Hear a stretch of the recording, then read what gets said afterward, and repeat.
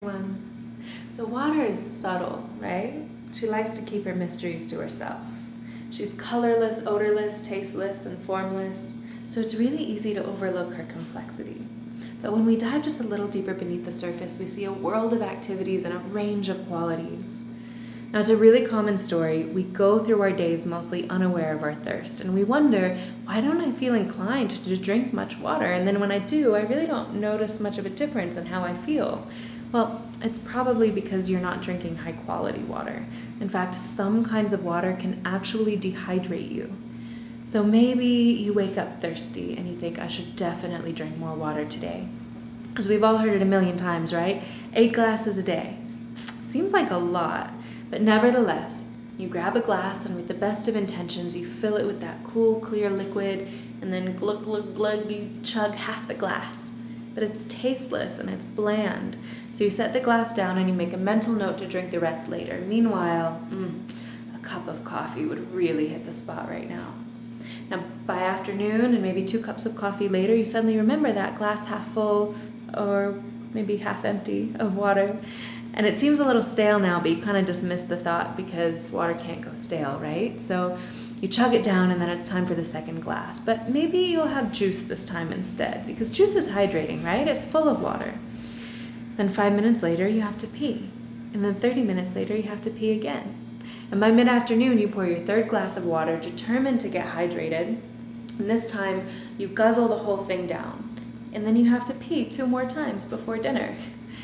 And at dinner, maybe you sip some red wine, and you wonder, why don't I feel any different? I mean, 3 glasses isn't much, but by now you should be feeling better, right? If water is so beneficial, why don't you feel more energy or more clarity or more... Wait, what exactly is it that we're supposed to feel when we're hydrated? I mean, really the only change in your body from drinking so much at this point is just this constant reminder from your bladder. Now, I hear versions of this all the time. We want to do what's best for our bodies, but we don't feel compelled to. Drinking water doesn't taste good, and it's hard to remember to do it all the time, especially when you don't notice much of a difference afterwards when you do. But water is like breathing. It's so essential that we might go weeks without doing it intentionally, consciously, or on purpose. And just like the way we breathe, water can be a practice that is either defaulted to unconscious survival or uplifted as medicine for thriving. But usually we let our bodies do the work of extracting hydration from food or juice or soda, but we just don't get that same hydroelectric energy through the cell membranes that excess hydration creates, because the hydroelectric energy is prana, mana, chi. It's what makes us feel vibrant and alive.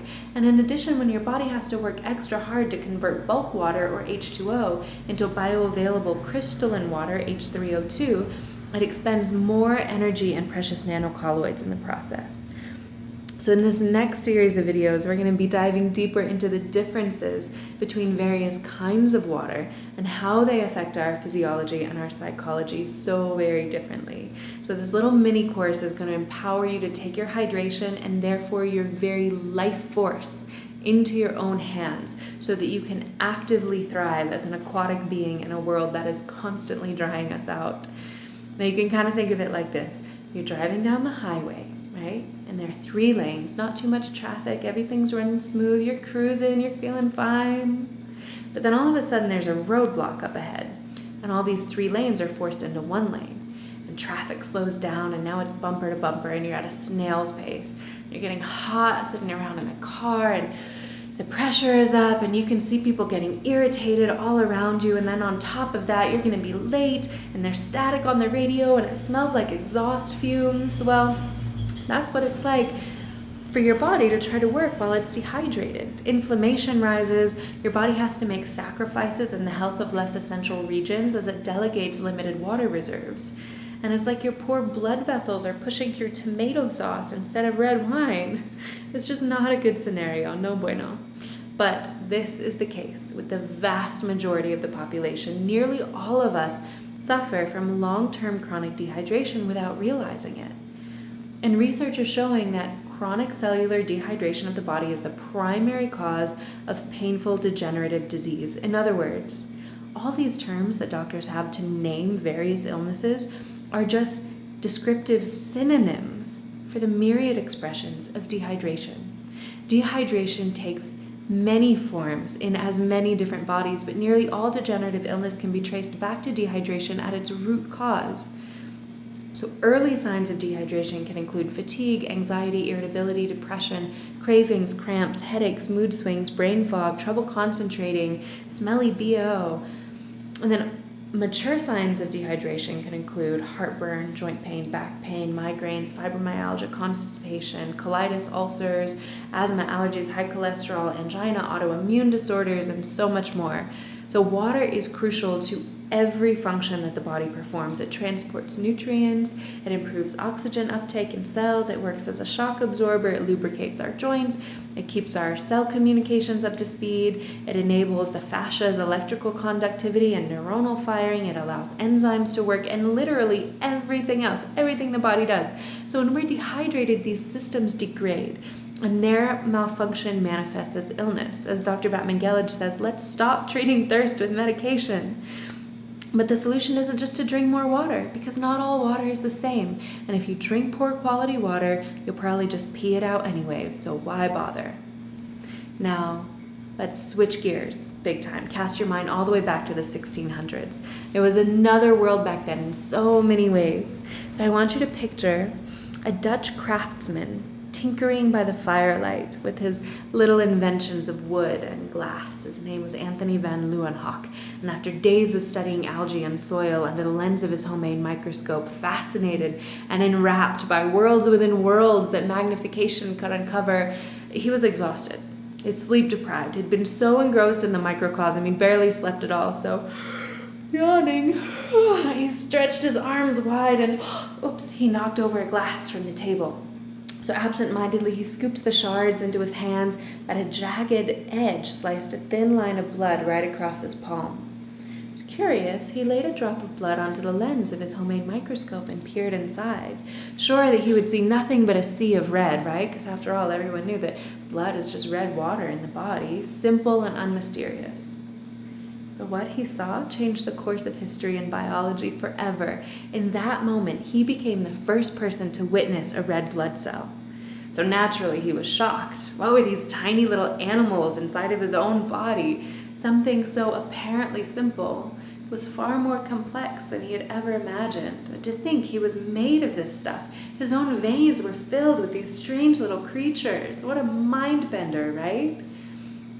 Well, nowadays, we all know about blood cells, but we're at the dawning of a similar revolution of our understanding of water.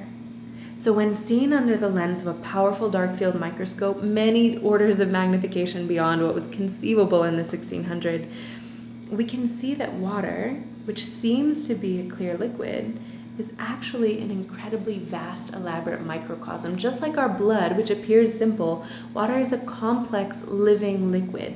And understanding the internal patterns and movements and habits of water holds as many keys to medical science as the understanding of blood cells did. Now, one of my favorite water scientists, Dr. Kawanda, he showed that not only is water different everywhere in the world, but he could predict the average lifespan of the people who lived in any given area just from analyzing the structure of their water.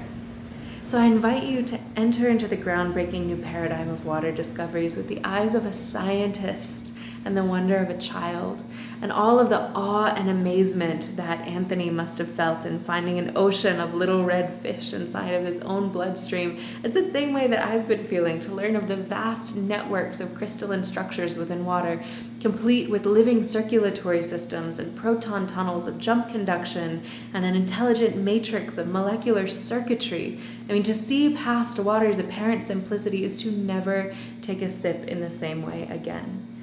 So just like our bodies, water's body can either be healthy or sick, alive or dead. And those qualities translate directly to our physiology and our psychology. So drinking water from a tap will have vastly different effects on your mind and body than water from a spring. Reverse osmosis water, very different than bottled water, etc., etc. So let's explore the various different options that we're privileged to have access to so that we can make more empowered choices about how we quench our thirst. Because the water that you drink becomes your blood within 5 minutes. So let's really consider what we're making our blood out of. Because what you drink you become. So I really hope you'll join me in the 7-day immersion into the practical applications of water wisdom. It only costs as much as 1 bottle of water per day for 7 days, and it will empower your hydration for the rest of your life. So in this little mini course, you're going to discover what happens when you drink tap water, when you drink bottled water, alkaline water, reverse osmosis water, distilled water, etc., etc. You're going to learn where to find the very best water, and whenever that's not available, you're going to learn how to bring any swag water back to life again. So this goes way beyond just drinking 8 glasses a day. This is really about restoring our internal oceans and revitalizing our lives. So click the links for details, and I'll see you inside. Bless up and stay hydrated.